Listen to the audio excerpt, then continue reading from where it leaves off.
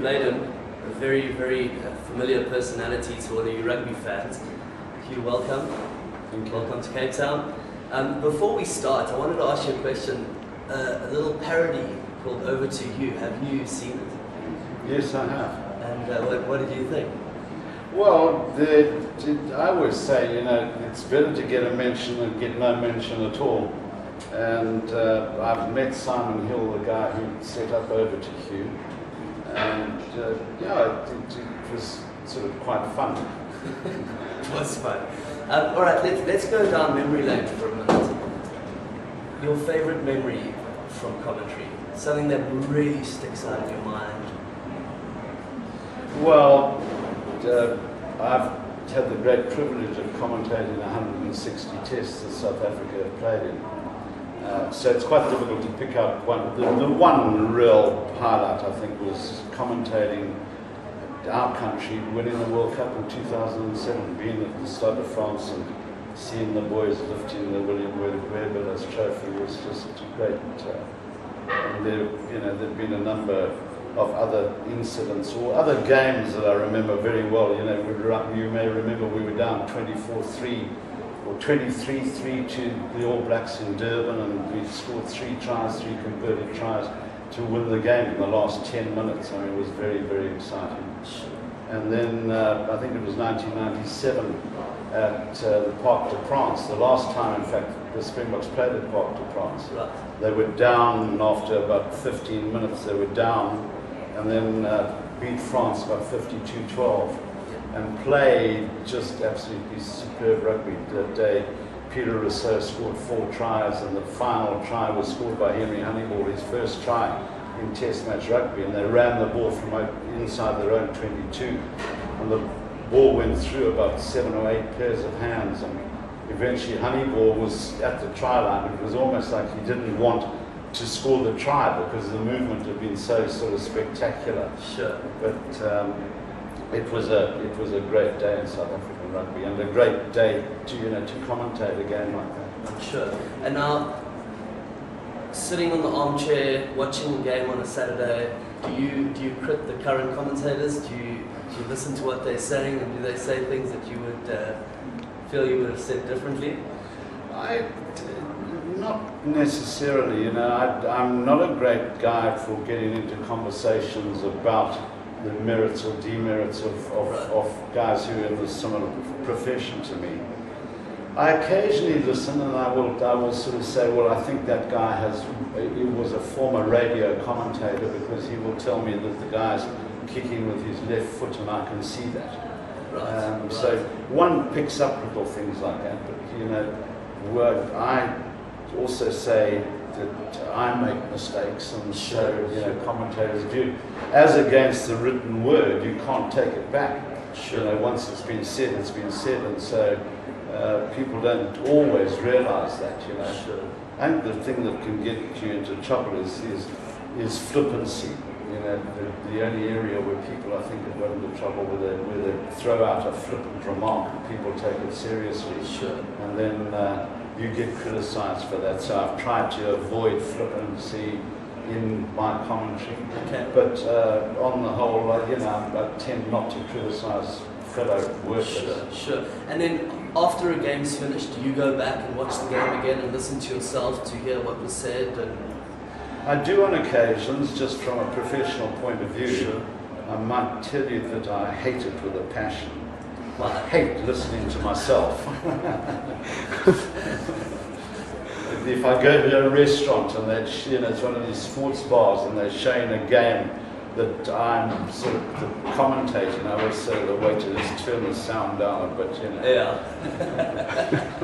Okay. Your famous catchphrase, unbelievable. Oh. Can you throw us one of those with a football match, the whole Laduma? Well, yeah, people go to various sort of functions and that sort of thing, and people sort of say, can you, I don't know, unbelievable became, I think the first time I sort of said it, it wasn't like now when you throw in a phrase and say, unbelievable, it just happened. It is great. And now people sort of say, can you do a bit of a commentary with unbelievable? How did you get into commentary? I had played rugby for Transvaal, and when television started, Kim Shippey was made manager of English-speaking sport at the SABC. Okay. I was really in the right place at the right time, because there weren't too many English-speaking guys that played, and I lived in Johannesburg. And I played in a Transvaal side where there were about 3 English-speaking guys. Right. Kim Shippey phoned me up and said, the All Blacks are playing Transvaal in 1976. Would you like to come and try? So I went along to Ellis Park, and he said, put the earphones on and talk when I don't talk. And that was my introduction to there was no formal training or anything.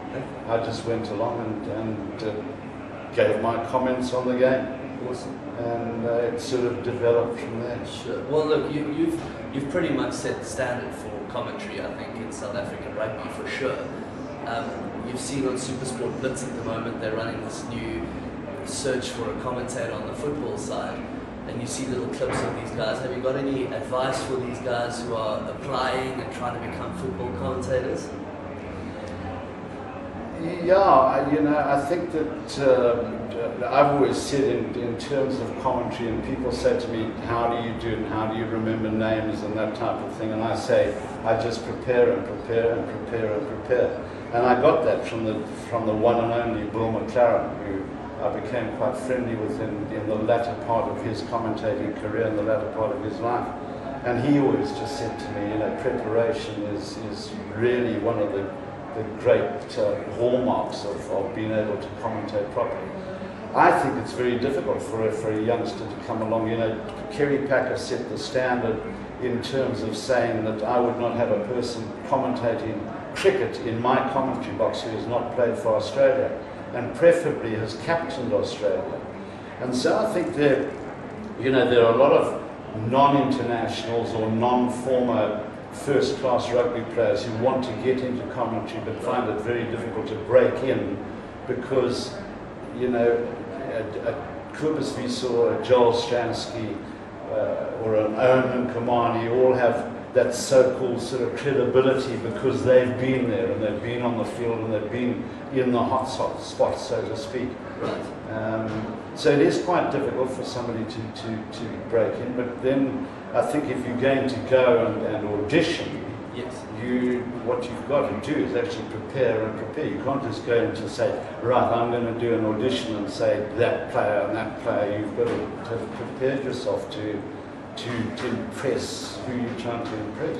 Sure. I suppose it makes a huge difference when, like the guys commentating for Varsity Cup as an example, makes it quite tricky.